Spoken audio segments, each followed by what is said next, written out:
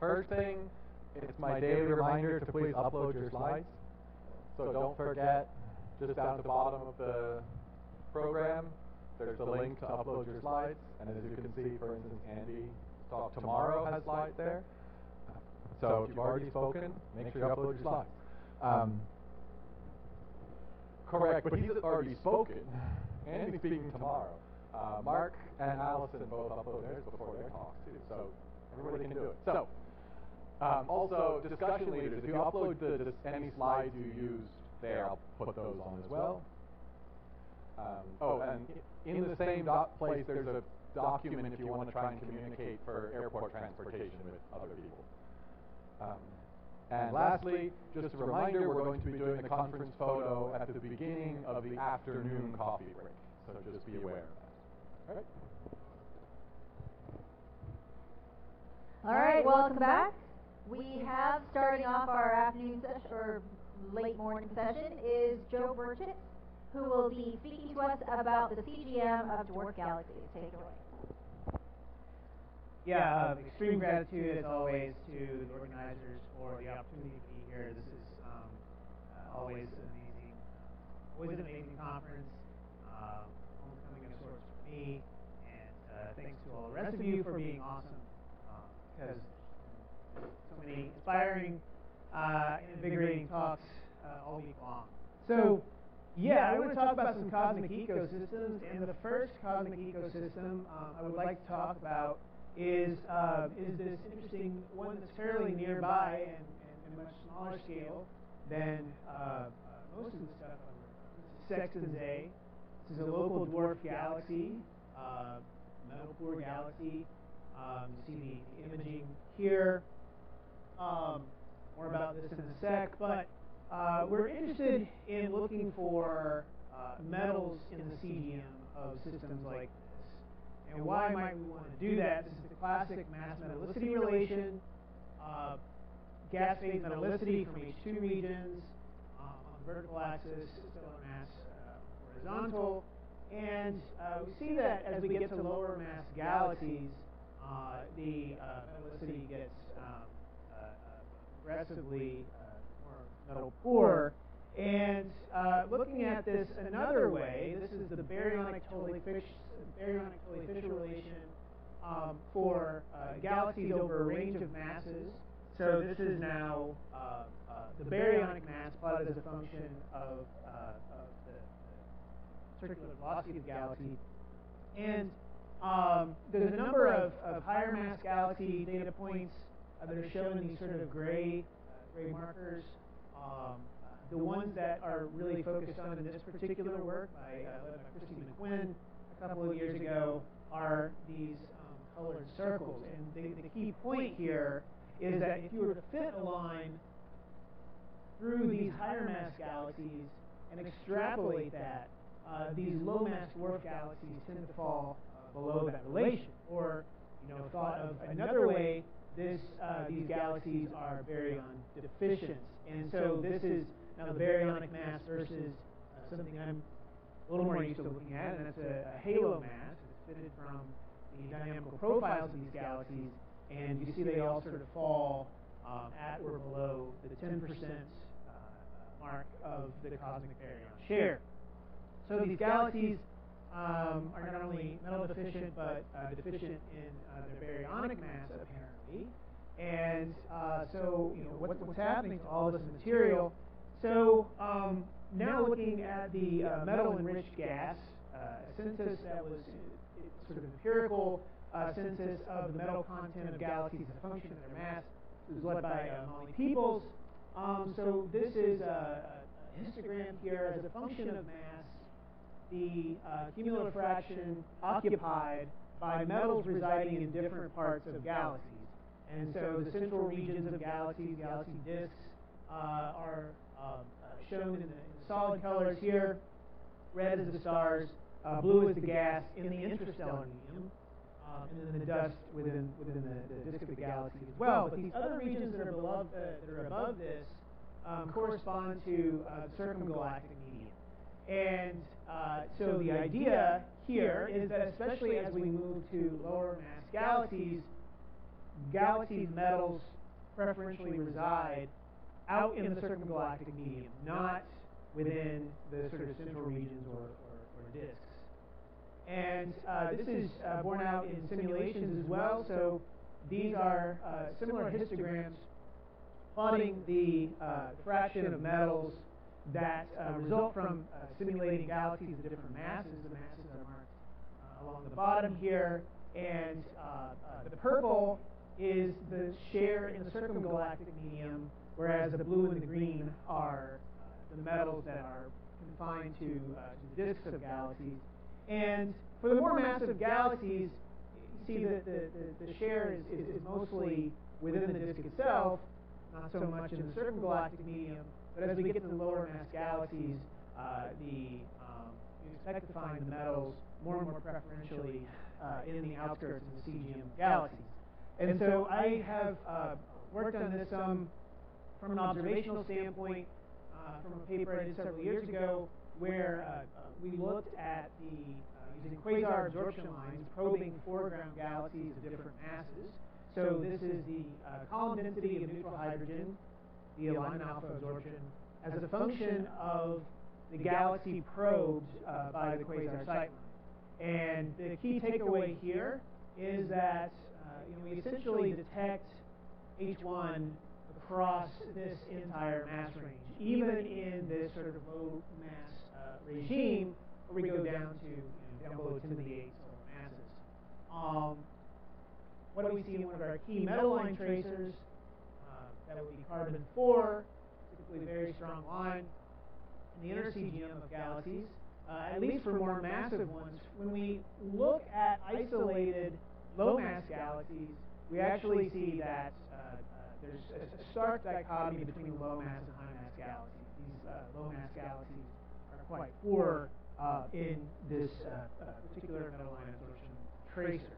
So there seems to be plenty of H1 in the halos of these low-mass galaxies, but not so much of this metal line tracer.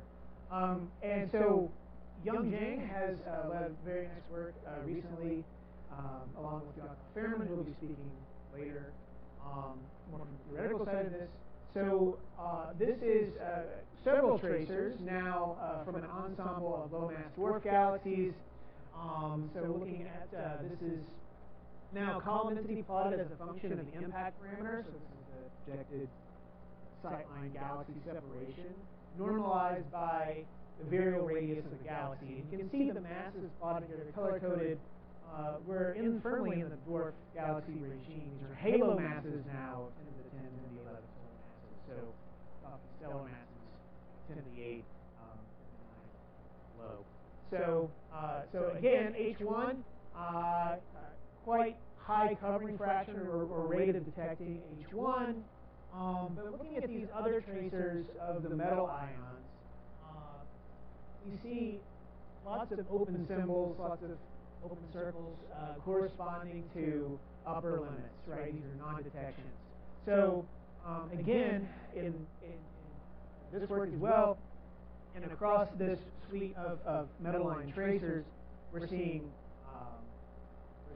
a deficiency, perhaps in the metals, in the CGM. Okay, so this kind of thing inspired us to lead an HST program a few years ago, where we have a number of these local dwarf galaxies. I see a few of them here. And this is just a distribution of sightlines around our dwarf galaxy sample, corresponding to their impact parameters. So you can sort of see where the sightline falls relative to the galaxy. And we chose these nearby dwarf galaxies because you can sort of see through these images, we can resolve the stars in these galaxies. We can, through a resolved color magnitude diagram analysis, reconstruct the star formation history, infer the metal production history, and go and look for those metals in different regions of the galaxy. So for this particular talk, I'm going to concentrate on Sextans A, for which we have 3 sightlines through the CGM of this galaxy. Here it is in all its glory. And here are, this is a position velocity diagram of H1 data that's available for this galaxy. This was used heavily in this Quinn 2 paper to reconstruct, for example, a dynamical mass. Here you can see some of the vital stats of this galaxy. I'll just come down to the bottom line here. It contains about 5% of its cosmic share of baryons. Okay, so and that's in the central regions of the galaxy, right? Okay, so coming back to this color magnitude diagram analysis, here's some of the beautiful HST data that are available for this Sextans A galaxy, and you can find the galaxy in this image. Well, it's everywhere. And so here's the color magnitude diagram that results from this. So, so looking at the star formation history of this particular object, the reconstruction, the best fit is something like this. You see, this is the fraction of the stellar mass built up over the age of the galaxy, and then this is the metal production history of resulting from that star formation history. So sort of 3 key epochs of metal production in this galaxy. And when we do the metal retention analysis, we go and look for all the metals that we can find from these 2 regions. We go from the metals that are locked up in stars. We come out to about 18%, less than 20% of the metals produced over the lifetime of this galaxy are found in those regions of the galaxy. So, what's happened to those metals? Of course, we want to go into the CGM to look for those metals. And the simulations say they should be, and even some empirical results. So, I just want to highlight one of these sight lines here. So, on this image of Sextans A, so this is UDQS 1011 and some other telephone numbers. And so this is 3 kiloparsecs from the center of this galaxy. And what's really amazing about this, fortuitous, is that there's 21 centimeter emission mapping that's deep enough to go all the way out to this quasar sightline position. And here are some of those data. So the inner galaxy was mapped by the VLA at actually higher resolution. And the Meerkat array mapped the galaxy at lower resolution, but going deeper so that we can get out to this quasar sightline, estimated H1 column density, which is very, very difficult to do from the HST QSO absorption line data. The Milky Way's damp line alpha profile really knocks you out there. Okay, so this is the resulting column density profile of H1, combining from these two interferometric maps. The VLA at higher resolution, inward plotted in brown. The purple showing the Meerkat going further out. So these are using these annuli, these tilted ellipses going out into a certain galactic medium. But we report the H1 column density at the quasar sightline here. This is a beam average column density, so why does it totally line up to the profile value? Let's see what we get from the HST data. So this is the sightline is further out. It's like 61 kiloparsecs away from the center of the galaxy. Please don't be distracted from this Milky Way ISM absorption. So we actually have enough redshift separation at 300 kilometers per second. This is now centered on the Sextans A redshift, and there's no appreciable detected absorption in this sightline. It's the furthest one out. At 30 kiloparsecs, 20 kiloparsecs, we have another sightline, and again, no metals detected at the redshift of Sextans A. Which is an interesting feature that's made for an interesting diversion. It's a high velocity cloud that's not associated with Sextans A. But the story in the closest sightline is quite interesting. So not only do we have carbon-2 absorption, silicon-2 absorption, silicon-3 absorption, bang on the redshift of Sextus A, but interestingly, we do not have carbon-4 absorption, suggesting that the more highly ionized material, that less highly ionized state, right? So we're seeing the lower ions preferentially. So we can take these metal line column densities along with our H1 column density that we're able to get from the 21 centimeter and try to fit a metallicity, and we get a pretty good fit actually from cloudy modeling, straight up photoionization modeling. So about 10 to the minus 1.5 relative to solar, and comparing that to the metallicity that's measured in the stars and from H2 regions, it's a bit lower than the metallicity in those more central regions of the galaxy. So just to conclude on this part here, combination of all these data sets, the resolved stellar populations, 21 centimeter maps, UV spectroscopy will allow us to look for these missing metals around the CGM of these dwarf galaxies and constrain what the metal retention fraction is in the first place and how much metals we should be looking for. Sextus A has retained less than 20% of its metals produced. That we find, if you want to call it an extended ISM or you want to call it a very inner CGM, appears to be lower metallicity than that in the central regions of the galaxy. Okay, so that's the first cosmic ecosystem. I would now like to talk about implications in the future for cosmic ecosystem science, and that is via the Habitable Worlds Observatory. I want to correct a common misconception here in a second, but CGM, IGM science, which is the title of this session, is marquee astrophysics for our next generation flagship observatory. And so I can't impress this point enough. And coming back to the Astro 2020 Decadal Survey recommendations for science themes, sure, there was worlds and suns in context looking for biosignatures and exoplanet atmospheres and such. But let's not forget about cosmic ecosystems, unveiling the drivers of galaxy growth, right? This motivates the priority area, to quote the Decadal, for cosmic ecosystems.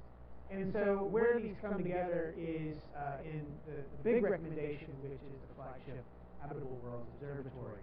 This is not an exoplanet-only telescope. Let's get that straight right now. And so, the astrophysics, general astrophysics side is really critical to develop and drive the science for this. So Habitable Worlds, it can be seen as a super Hubble to look for life in the universe, yes, but also to perform transformative astrophysics. This is a mock-up of one of the exploratory analytic cases for the observatory architecture. The instruments, we have 3 key instruments that are sort of within the framework of what we're working with at the moment. There's a telescope, at least a 6-meter mirror in space, UV optical near IR, it's a coronagraph, imaging. I'll focus on the ultraviolet multi-object spectrograph. Here we are really pushing to go down to 100 nanometers for wavelength coverage sensitivity, and do so in a multi-object spectroscopy framework. We're thinking 2 by 2 arc minutes for multi-object spectrograph. I understand we can probably push that to 4 arc minutes, about 4 arc minutes, and a range of resolutions. And something I want to highlight here, even extending to high resolution 100 something like 100,000. And so this is a little mock-up of what a galaxy, we would look at dwarf galaxy or redshift 2 with Hubble versus Habitable Worlds Observatory. Quite amazing. And we're in the midst of what's now called the Gray Observatory Maturation Program, which is another key recommendation by the decadal survey to basically work through a maturation of the concepts to ensure that the project remains closer to budget and closer to schedule. And so here's where we are with that. GoMap is just the acronym for what I just said. And so we formed these working groups here, and we are in the midst of our activities developing science cases for Hab Worlds to then be considered to drive the mission specification. So the science cases are being developed right now. And in fact, we have final drafts of these due at the end of December, right? So the time is now to really develop the science. And so these working groups here, see a breakdown of the science working groups within the Galaxy Growth working group. We have an IGM and CGM working group. You can see where I'm going with this, right?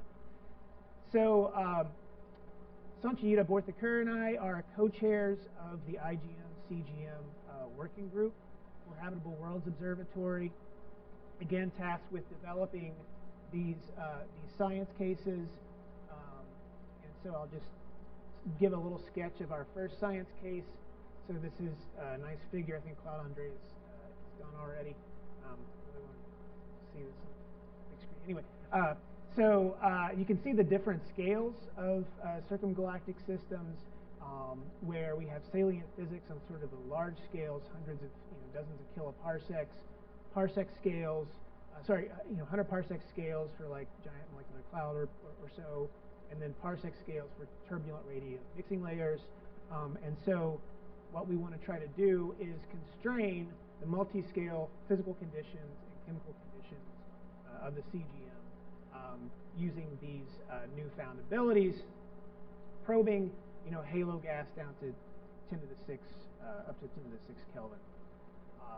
And so what we want to do here is I'll just skip to the very punchline with the observational plan. So to use something like a multi-object spectrograph to observe multiple quasars per a single halo and try to build up statistics like this rather than one sightline, one galaxy, and do so with large statistics where we can get maybe 100 quasars within 50 kiloparsecs of a galaxy within a narrow range of stellar mass, to probe scales, average separations, on this sort of kiloparsec scale. With high resolution mode for the brighter objects, we can actually observe all the way to R of 100,000 with these capabilities in sort of 2-3 hours time. So pretty exciting. And then for the fainter objects, which of course we are opened up to many more objects we can observe, the many more objects, lower resolution. So we are in full swing here, and I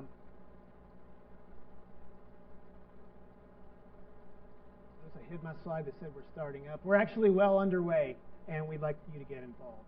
So we have some exciting science cases that are working now. Please contact me if you want to get involved with Hab Worlds Observatory in any capacity. Thank you.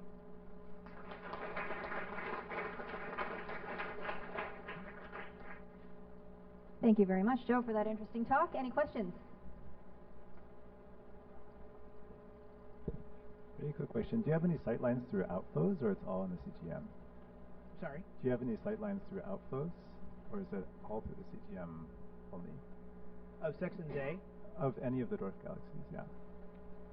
Through, you mean like down the barrel? Not necessarily down the barrel, but if you have any sort of outflow, like very high velocity absorption. I'm not aware of any anomalous things. And then the follow-up is, are you interested in doing that in the future, like with these planned observations? Absolutely. I think the kinds of experiments people have done in sort of one galaxy, one sightline to try to look at absorption as a function of azimuthal angle, we can now do this for individual systems, which I think is